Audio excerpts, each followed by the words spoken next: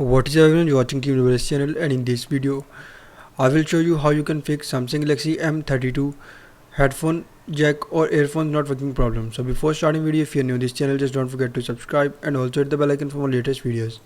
So if you're facing headphone jack or earphones not working problem in Samsung Galaxy M32, first of all you just need to go to settings and then follow every single step as I'm showing you in this video. Hope so this will fix your issue.